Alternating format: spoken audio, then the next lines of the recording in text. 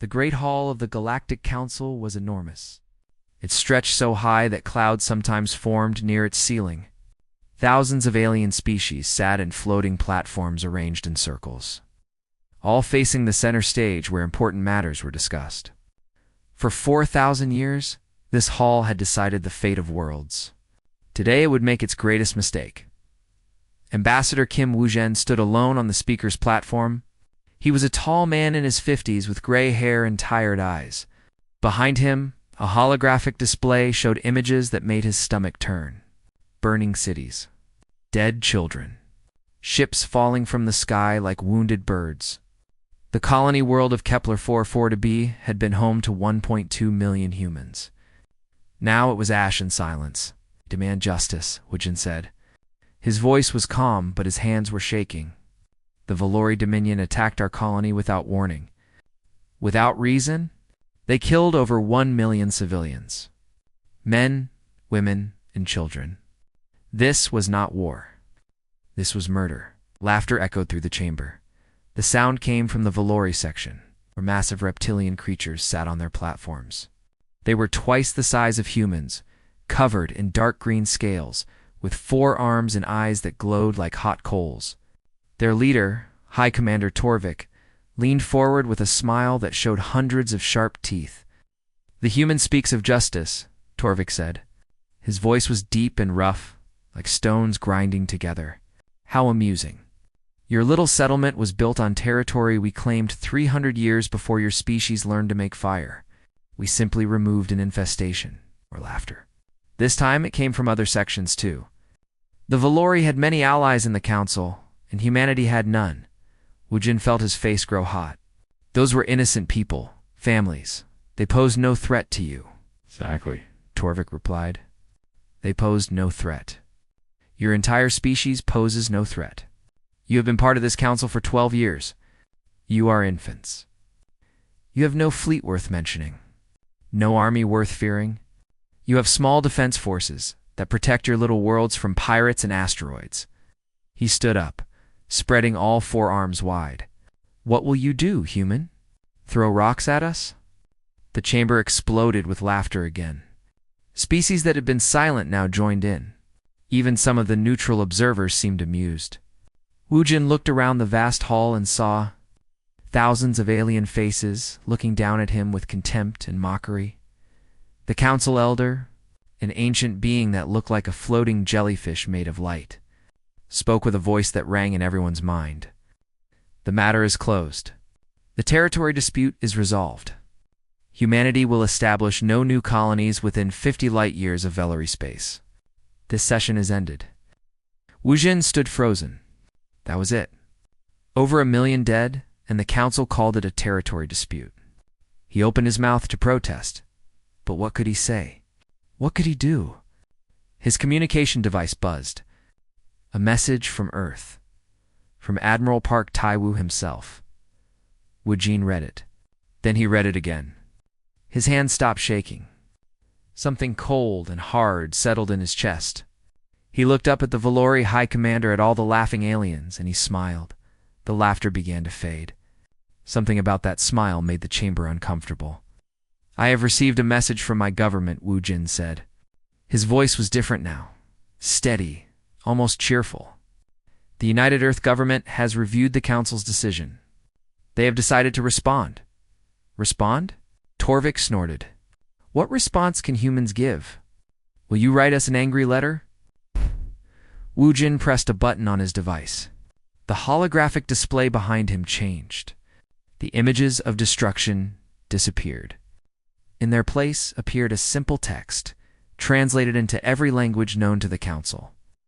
"The United Earth government formally declares war upon the Valori Dominion.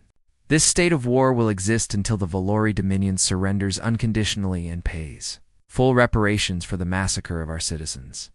Any species that interferes will be considered an enemy combatant." Silence. Total, absolute silence. Then Torvik laughed again, but this time he laughed alone. "War? You declare war on us?" He slammed his fist on his platform's railing. "No species has survived war against the Valor in 4,000 years. We have crushed empires that spanned 100 worlds. What do you have? Defense militias, reserve forces, part-time soldiers who have never seen real battle. You are correct, Wujin said softly. We have shown you our defense forces, our reserve units, our peacekeepers. He paused. We have not shown you our military. Something in his tone made Torvik's laughter die. What do you mean? The council elder asked. Wujin looked around the chamber one last time, at all the faces that had laughed at humanity, at all the species that had dismissed Earth as weak and primitive. He wanted to remember this moment. He wanted to remember how they looked now, confused and slightly worried, before they learned the truth. You have studied humanity for 12 years, Wujin said. You saw a young species, peaceful, cooperative, eager to join the galactic community. You saw farmers and scientists and artists. You saw people who smiled and traded fairly and resolved disputes with words. He paused. You never asked why we were so good at peace. You never wondered what taught us to value it so highly. He began walking toward the exit. His footsteps echoed in the silent chamber. The answer is simple, he continued. We are good at peace because we have seen the alternative. We have seen it many times. We have practiced it for 10,000 years, long before we reached the stars. We practiced it on each other. He stopped at the doorway and turned back one final time. You wanted to see what humanity is capable of? You killed our children to prove we were weak. Congratulations. You have our full attention now. His voice dropped barely above a whisper, but somehow everyone heard it. May your gods have mercy on you. Because we will not. Ambassador Kim Wujin walked out of the Galactic Council chamber. Behind him, the silence stretched on and on. High Commander Torvik sat back down slowly. For the first time in his long life, he felt something strange. Something he had not felt since he was a small hatchling. He felt uncertain. 300 light-years away, on a small blue planet called Earth, alarm bells began to ring in military bases on every continent. Soldiers who had been sleeping woke up. Officers who had been training checked their messages. Ships that had been hidden in deep stations powered up their engines. Admiral Park Taiwu stood in the Geneva Command Center, watching screens that showed military units activating across the planet. His face showed no emotion. He had been waiting for this moment for 12 years, hoping it would never come. Preparing for it every single day, he picked up his communicator and spoke 3 words that would change the galaxy forever. Make them all. Ow. The Galactic Council had many spies. Every major species did. Within hours of humanity's declaration of war, hundreds of intelligence agents began digging into Earth's military records. What they found made them very confused. The public records showed exactly what the Council expected. Earth had a small defense force, maybe 2 million soldiers total, a few dozen warships for protecting trade routes, nothing that could threaten a power like the Valori Dominion, but there were other records. Classified files that took days to crack. Historical documents that had been translated poorly or not at all. And when the spies finally understood what they were reading, they sent urgent messages to their governments. One Valori spy sent a message that simply said, "We have made a terrible mistake." General Baek Sujin stood before a wall of screens in the Seoul Strategic Command Bunker. She was 72 years old, small and thin, with white hair pulled back in a tight bun.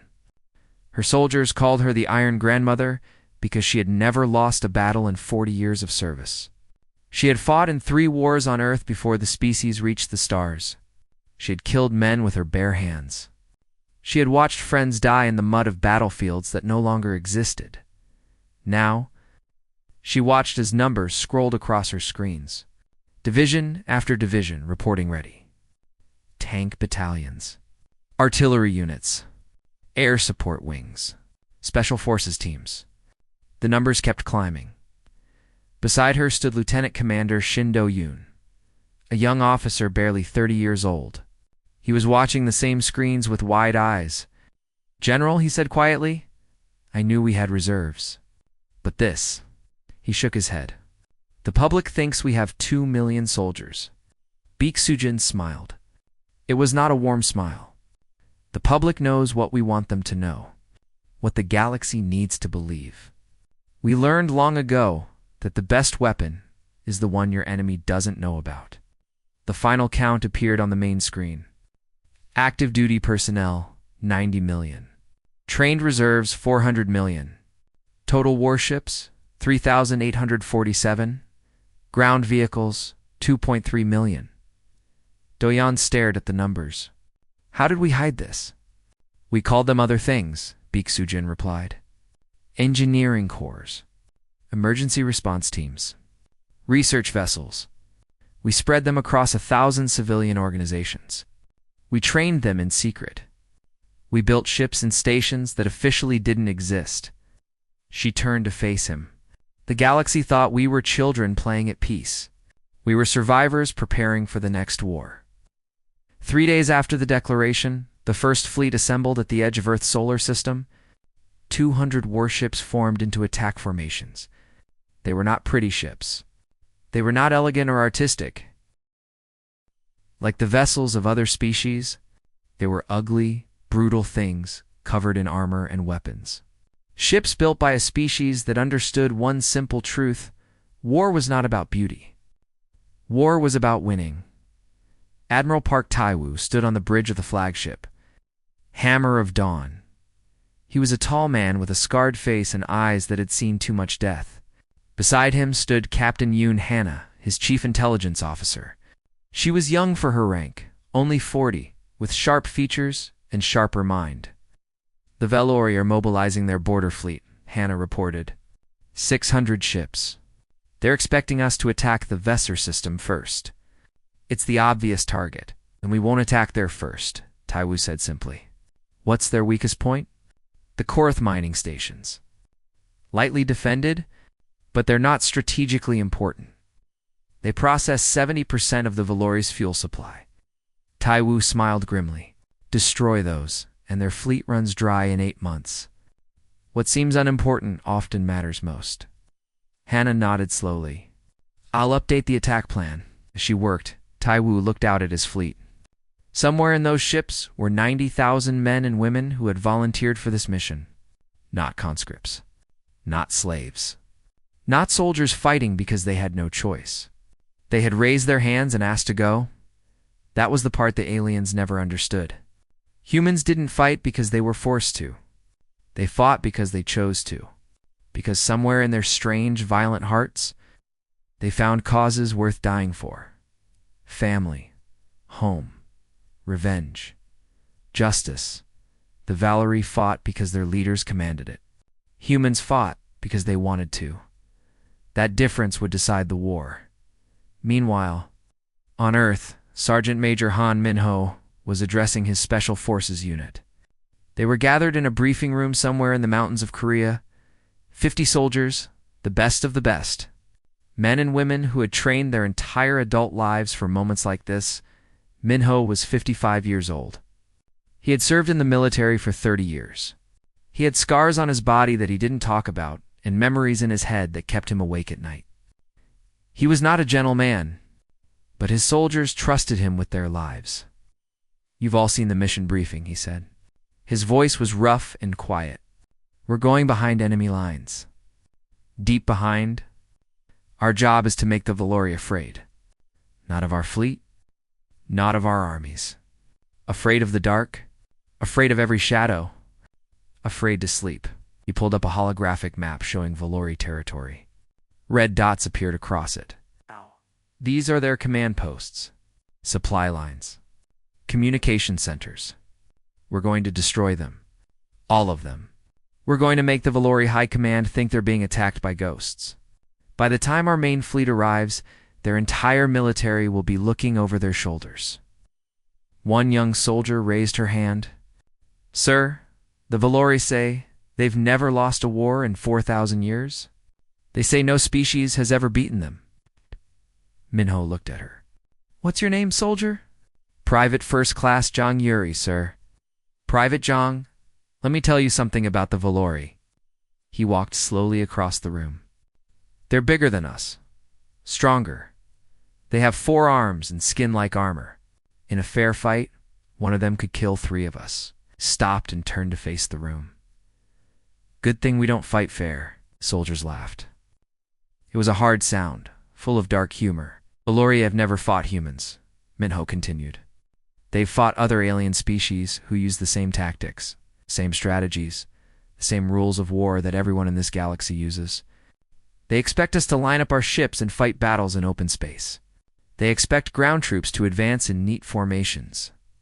He shook his head. We're going to show them something new. Something humanity spent 10,000 years perfecting. We're going to show them what happens when you push a species that has survived ice ages, plagues, world wars, and nuclear weapons. A species that kept finding new ways to kill itself and somehow never quite finished the job. He picked up his rifle. It was an old weapon, passed down through his family for 3 generations. It had been to war before. It would go to war again. The Valori made one mistake, Minho said softly. They thought killing our children would make us surrender. They thought we would be afraid. He checked the rifle's charge and smiled. They're about to learn the truth. When you hurt our families, we don't get afraid. We get angry. 3 weeks later, the first fleet reached the Korath mining stations. The battle lasted for hours. The Valori lost every ship and every station. The galaxy watched in stunned silence. This was not how wars were supposed to go. This was not how a minor species was supposed to fight in the Galactic Council chamber. Representatives whispered to each other with growing fear.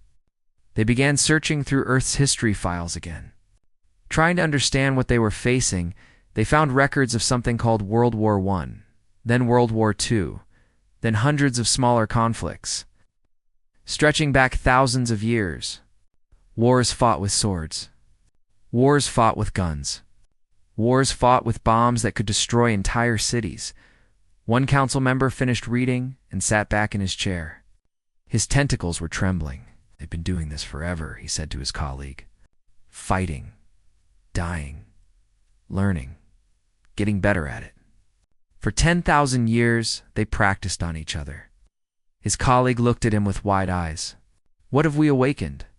No one had an answer. The Valori border fleet waited at the surf for 600 warships arranged in perfect formation, their weapons charged and ready.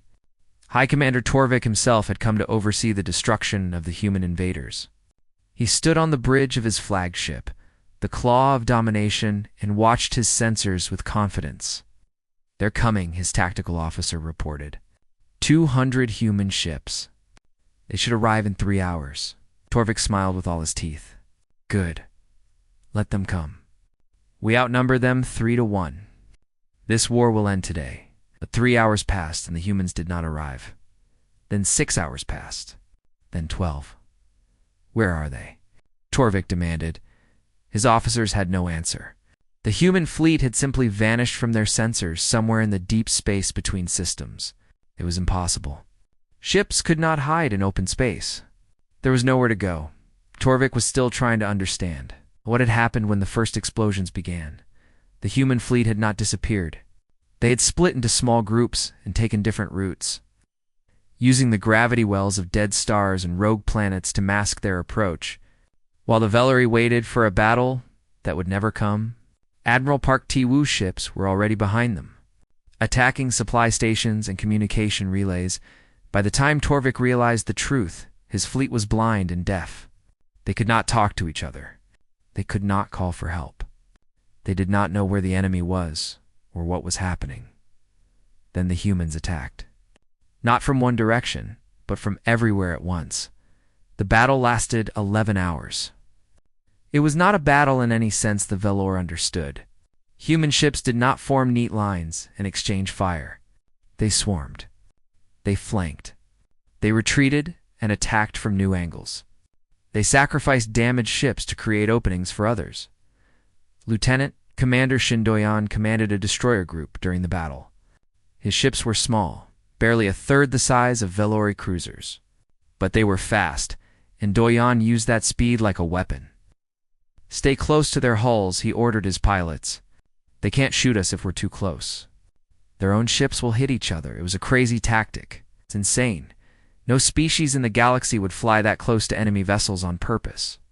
But Doyan's pilots did it anyway. They skimmed along the surfaces of Valori battleships, firing at weak points, then pulling away before the enemy could respond. When the battle ended, 400 Valori ships were destroyed or disabled. The humans had lost 63.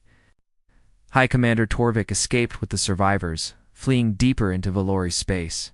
His fleet had been beaten by a force less than half its size. The ground invasion of the SO4 began the next day. The planet was a fortress world, covered in military bases and defensive positions. The Valori garrison numbered 500,000 soldiers. They expected the humans to land near the capital and begin a slow, careful advance. That was how wars were fought. That was how wars had always been fought. Instead, the humans landed everywhere. Drop pods fell from the sky like rain. Thousands of them scattered across the entire planet. Human soldiers hit the ground already fighting, spreading chaos and confusion through Valori lines. There was no front line. There was no safe zone. The entire planet became a battlefield. General Beek-Sujin commanded the invasion from orbit. She watched the tactical display as her forces moved across the surface, and she smiled. This was her kind of war. Messy, violent, fast. The Valori commander is pulling his forces back to defend the capital, her aide reported. He's trying to establish a defensive perimeter. Then we won't attack the capital, Beek-Sujin replied. Let him sit there with half his army while we take everything else. Cut off his supplies. Destroy his factories. When we finally come for him, he'll have nothing left. On the surface, Sergeant Major Han Minho led his special forces team through the dark forests of the Surfer. They had been on the planet for 3 days. They had slept for maybe 6 hours total. They were tired, hungry, and running low on ammunition. They were also having the time of their lives. Contact ahead, Private Zheng Yuri whispered. Valori patrol. 8 soldiers. Minho studied the enemy through his scope. 8 Valori. Each one bigger and stronger than any human. Better armored. Better armed. In a straight fight, his team of 12 would lose. Quan, take your fire team left, Minho ordered quietly. Wait for my signal. Everyone else, stay low. The team moved like shadows through the trees. The Valori had excellent eyes, but poor hearing. Humans had learned to exploit that weakness. Move slowly. Stay quiet. Get close. When Minho's team was in position, he clicked his radio twice.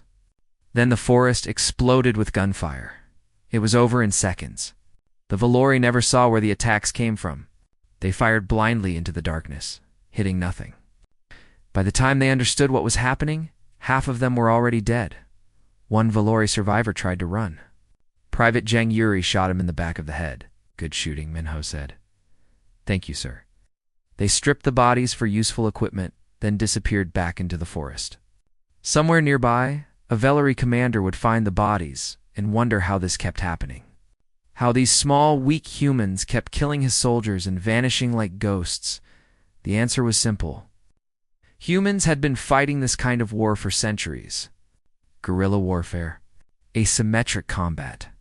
The art of making a larger enemy bleed until they had no blood left. As the weeks passed, the Valori garrison on the Zerfor began to fall apart. Soldiers were afraid to go outside at night. Supply convoys were ambushed constantly. Officers were shot from buildings half a kilometer away by snipers they never saw, and the human army kept advancing. Not like a wave, but like water seeping through cracks. They filled every gap. They exploited every weakness. They never stopped. The Valori commander finally requested reinforcements. He explained that the humans were unlike any enemy he had ever faced. They did not fight with honor. They did not meet their enemies in open battle. They hid and struck and disappeared. They fought dirty. The response from Valori, High Command, was simple. Hold the planet at all costs. Reinforcements would arrive in 6 weeks. The commander looked at his tactical display and felt despair. His forces had lost 60,000 soldiers in less than a month. The humans had lost perhaps 8,000, and they showed no signs of slowing down. He sent one final message to his family, apologizing for failing them. Then he prepared for the end. General Beek-Sujin received reports that the enemy commander had committed suicide. She felt nothing. She had seen too many wars to feel anything about one more dead soldier. "Take the capital," she ordered. "Offer surrender terms to anyone who wants to live." 2 days later, something happened that had not occurred in 4,000 years of Valerie history. 20,000 Valerie soldiers put down their weapons and surrendered to a species that had been considered primitive and harmless. In the Galactic Council chamber, representatives watched the footage in horrified silence. They saw human soldiers treating Valerie prisoners with respect, giving them medical care, sharing food and water. It was confusing. The humans had fought like demons, but now they acted almost kind. Captain Yoon Hannah explained it to a captured Valory officer who asked the same question. "We don't hate you," she said simply. "You were soldiers following orders. We understand that. We've been soldiers too." She helped the wounded Valerie sit up. "We came here to win a war, not to commit murder. There's a difference." The Valory officer stared at her with his glowing eyes. "Your species is strange," he said finally. Hannah smiled. "We know." Across the galaxy, other species began to truly study humanity for the first time. They read about human history. They watched recordings of human wars. They learned about trenches and blitzkrieg and nuclear, weapons and guerrilla fighters and 1,000 other things that humans had invented to kill each other. One scholar from a peaceful species spent 3 days reading and emerged, looking like he had aged 10. Years they never stopped, he told his colleagues. For their entire existence as a species, they have been at war. Sometimes with others, sometimes with themselves, but always fighting, always learning. He shook his head slowly. "We thought they were newcomers to violence. They are masters of it. They wrote the textbook, and now they've brought that knowledge to the stars." The war was only 2 months old. The Valory had already lost a third of their territory, and humanity was just getting started. 6 months into the war, the Valory Dominion was dying. Their border systems had fallen. Their main fleet had been destroyed in 3 major battles. Their economy was collapsing as human raiders struck at supply lines and trade routes. What they had expected to be a quick punishment of a weak species had become a nightmare that would not end. Admiral Park Tai-woo stood in the command center of his flagship, reviewing reports from across the front. The war was going well. Better than he had hoped. But something bothered him. Something didn't make sense. "Captain Yoon," he said, "come look at this." Captain Yoon Hannah walked over and studied the data he was pointing at. It showed the original attack on the human colony at Kepler 44b, the ships, the weapons, the tactics. "What am I looking for, sir?" "The missiles." Tai-woo zoomed in on one section. "Valory ships don't use this type of missile. The design is wrong. The fuel signature is wrong." He pulled up another file. "I've been checking. These missiles match weapons manufactured by the Krix Confederacy." Hannah's eyes widened. "The Krix. But they're neutral. They spoke against us at the council, but they never directly supported the Valory." "Exactly." Tai-woo's voice was cold. "And look at this. The command codes used during the attack. They're encrypted using Marathi algorithms. And the shield frequencies the Velour ships used? They came from Juntari research databases." Hannah felt sick. 3 species. 3 council members. They all helped plan the attack on our colony. They wanted to test us, Tai-woo said quietly. "See how we would respond to an attack. When we did nothing for years, they assumed we were cowards. They told the Valory it was safe to finish the job." He turned away from the screen. The massacre wasn't just the Valory's idea. It was a joint operation. For a long moment, neither of them spoke. Then Hannah asked the question that both of them were thinking. "What do we do, sir?" Tai-woo was silent for a long time. When he finally answered, his voice was like ice. "Add them to the list." The news reached Earth within days. The discovery of the conspiracy changed everything. This was no longer a war against one enemy. This was a war against everyone who had tried to destroy humanity. And humanity had a very long memory. Dr. Choi Nari was a military psychologist assigned to document the war. She traveled with the troops, interviewing soldiers, recording their stories. She had seen enough combat to understand the psychology of human warfare. But what she witnessed during the liberation of Velour slave worlds surprised even her.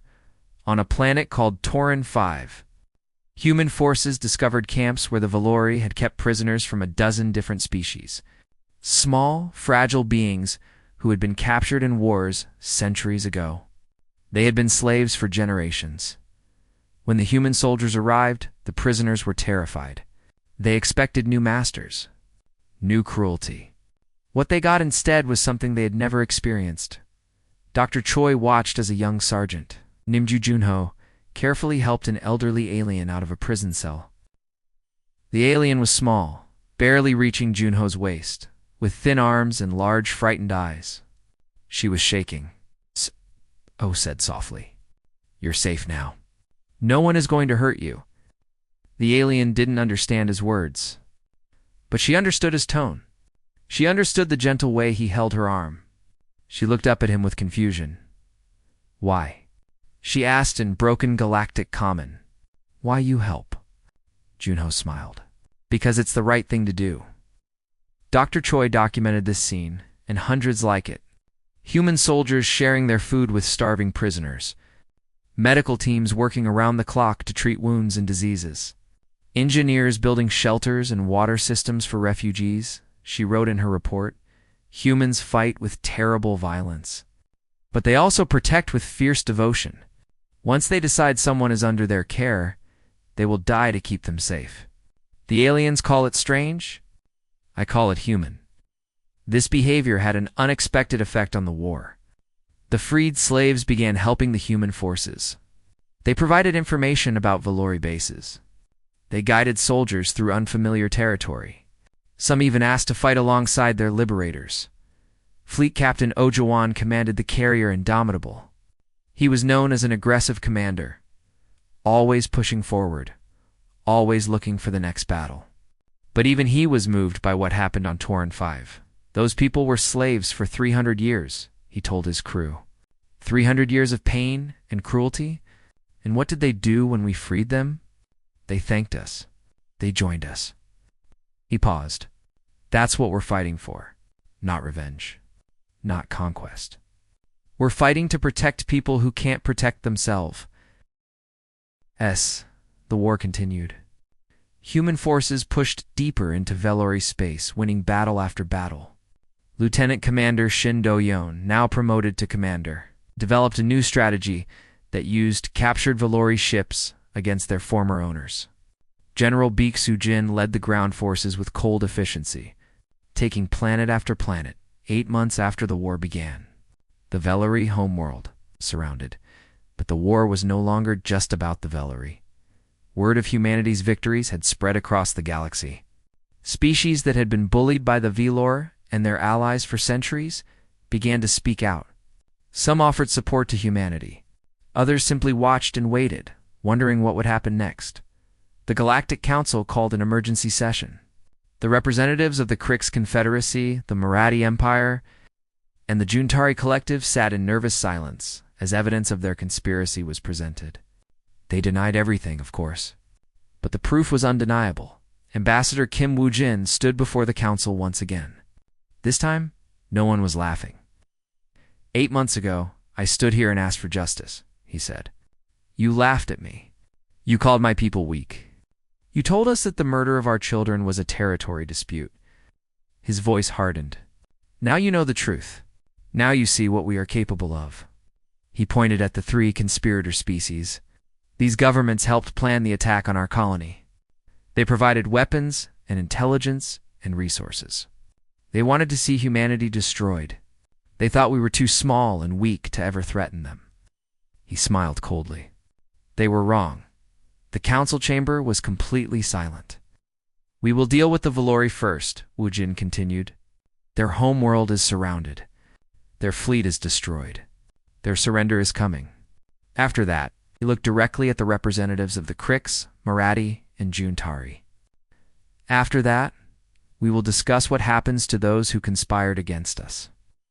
One of the Krix representatives tried to speak. You cannot threaten council members. The council will protect us. Woo-jin laughed. It was not a nice sound. The council. He gestured around the chamber. Look at them. Look at their faces. They're not going to protect you. They're too busy wondering if they're next. He walked toward the exit just as he had done 8 months ago. You have one chance, he said over his shoulder. Admit what you did. Pay reparations. Surrender your war criminals. Do this, and we will show mercy. He paused at the doorway. Refuse, and we will do to you what we did to the Valori. The choice is yours. After he left, the 3 conspirator species looked at each other in terror. Around them, the other council members carefully avoided their eyes. No one offered support. No one spoke in their defense. They were alone. Admiral Park Tai-Woo received the news of the council session with satisfaction. He stood on his bridge, looking at the tactical display that showed the Valori homeworld. A beautiful planet covered in oceans and forests, home to billions of beings. Sir, Captain Yoon Hannah said quietly. The Valori government is requesting terms for surrender. Tai-Woo nodded slowly. I know. What should I tell them? The Admiral was silent for a long moment. He thought about the colony on Kepler 440b, about the 1.2 million people who had died, about the children who would never grow up. Then he thought about the refugees they had freed, the slaves who had thanked them with tears in their eyes, the alien species who had joined their cause. Tell them we accept their surrender, he said finally. Tell them we will occupy their planet peacefully. There will be no revenge bombings. No mass executions. He turned to face Hannah. We are not monsters, Captain. We are soldiers. We fight to win, not to destroy. Hannah nodded with relief. Yes, sir. But also tell them this, Tai-Woo added. Tell them that the war is not over. Tell them that 3 other species still owe us blood. And tell them that humanity has a long memory. He looked out at the stars. We remember everything, and we never forget. The Valori homeworld surrendered on a cold morning in the 10th month of the war. Their high commander, the same Torvik who had laughed at humanity in the council chamber, knelt before Admiral Park Tai-Woo and offered his weapon in the traditional gesture of total defeat. His 4 hands were shaking. I submit my life to your judgment, Torvik said. His voice was hollow. My people submit to your rule. We ask only that you spare the civilians who took no part in this war. Tai-Woo looked down at the massive reptilian creature kneeling before him. A year ago, this being had mocked humanity, had called them insects, had laughed while their children burned. Now he knelt in the dirt, begging for mercy. Stand up, Tai-Woo said quietly. Torvik looked up in confusion. What's stand up? Da-da-da. Tai-Woo's voice was firm but not cruel. You are a soldier. You fought for your people. I will not humiliate you further. Slowly, Torvik rose to his feet. He towered over the human admiral, twice his size, but somehow seemed smaller. I don't understand, Torvik said. We killed your people. We destroyed your colony. We laughed at your suffering. Why would you show mercy? Tai-Woo was quiet for a moment. Behind him, thousands of human soldiers stood in formation, watching the surrender ceremony. They had fought across dozens of worlds to reach this moment. They had lost 340,000 of their brothers and sisters. They had every reason to want revenge. But they stood in silence, waiting, trusting their commander. Let me tell you something about humanity, Tai-Woo said. We are very good at killing. We have proven that. We have spent our entire history proving that. Paused. But killing is not who we are. It is what we do when we have no other choice. He gestured at the city behind them. The Velour capital was intact. No buildings had been bombed. No civilians had been harmed. Human soldiers had surrounded the city but never attacked it. We could have destroyed everything, Tai-Woo continued. Burned your cities. Poisoned your water. Killed everyone on this planet. We have the power to do that. But we chose not to. Do you know why? Torvik shook his head slowly. Because we are not like you, Tai-Woo said simply. We don't kill to prove our strength. We kill to protect what we love. Once the threat is removed, we stop. He met Torvik's glowing eyes. The threat is removed. So we stop. The surrender terms were strict but not brutal. The Valori would pay reparations. They would surrender their war criminals for trial. They would reduce their military to a defense force only. But their people would live. Their civilization would survive. It was more mercy than anyone expected. 2 weeks later, 3 conspirator species made their choice. One by one, they surrendered without fighting. They had seen what happened to the Velour. They had no desire to experience the same fate. The Krix Confederacy admitted their role in the conspiracy and agreed to pay massive reparations. The Marathi Empire handed over 12 officials who had helped plan the attack. The Juntari Collective opened their borders to human inspectors. None of them fought. None of them resisted. They simply submitted. General Bixu-jin was offered a position on the newly formed Galactic Security Council. Every major species wanted her expertise. She declined politely. "I am a soldier," she told the council representatives. "I fight wars. I do not play politics. You have enough politicians. What you need is a reason to never start another war." She returned to Earth, where she was greeted as a hero. Parades were held. Medals were given. Songs were sung about the Iron Grandmother who had conquered an empire. She attended one ceremony, said a few words, then went home to tend her garden. "Wars are won by soldiers," she told a reporter who asked why she wasn't celebrating. "But peace is built by everyone else. My job is done. Let the builders do their work now." Sergeant Major Han Minho retired from the military after 35 years of service. He moved to a small town in the countryside and opened a school for young people who wanted to learn discipline and self-defense. He never talked about the war unless someone asked directly, and even then, he only talked about the friends he had lost. "People want to hear about victories," he told one of his students. "They want stories about brave heroes defeating evil enemies, but war isn't like that. War is watching your friends die. War is killing people who probably didn't deserve it. War is doing terrible things because you have no choice." He looked out the window at the peaceful countryside. "I fought so that people like you wouldn't have to," he said quietly. "That's the only victory that matters." Lieutenant Commander Shindo Yan was promoted to admiral after the war.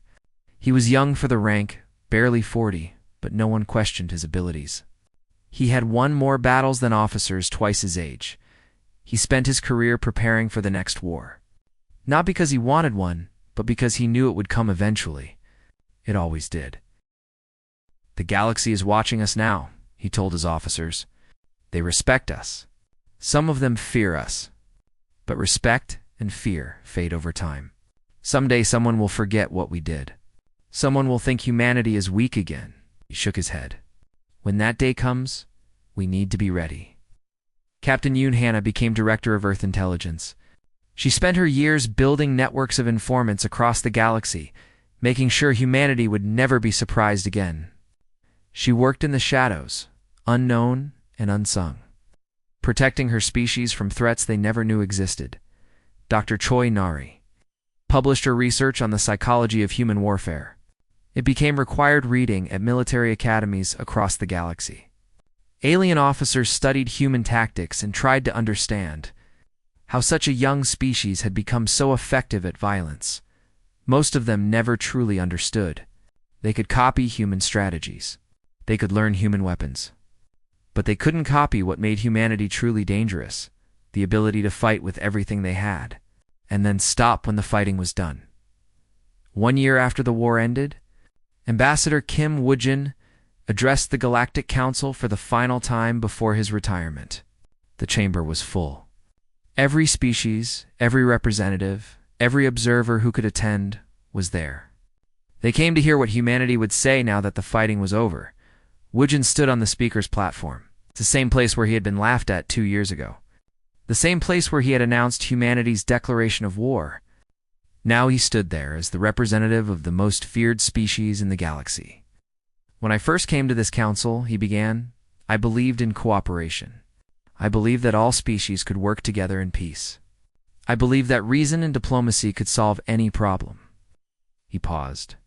"I still believe that.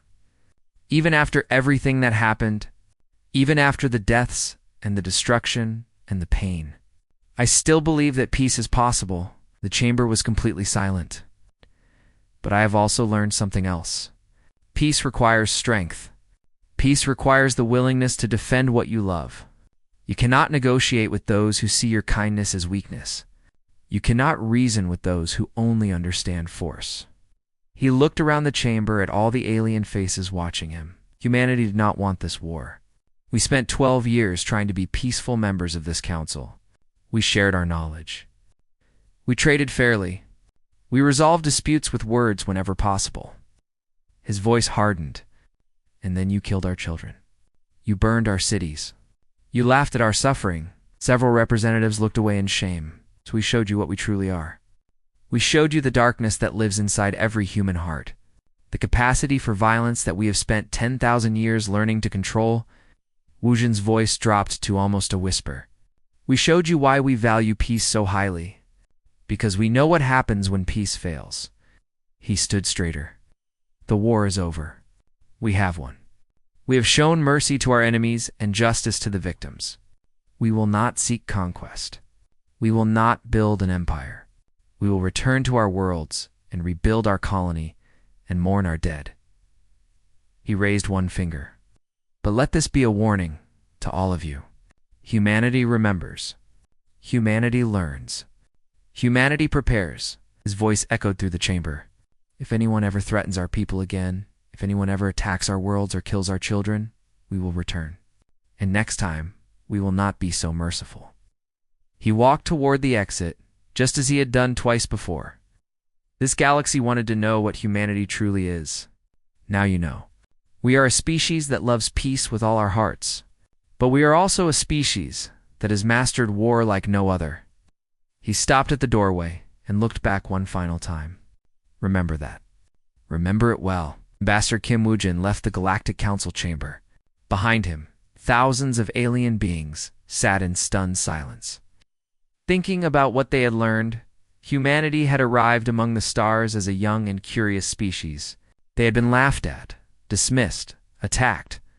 Now they were the most respected and feared species in the galaxy. Not because they sought power, but because they had proven what they could do when pushed too far, and the galaxy would never forget. Somewhere on Earth, in a small cemetery overlooking the ocean, a young girl placed flowers on her grandmother's grave. The old woman had died peacefully in her sleep, years after the war ended. Her name was Baek Soo-jin, the Iron Grandmother, the woman who had conquered an empire. The girl didn't know much about the war.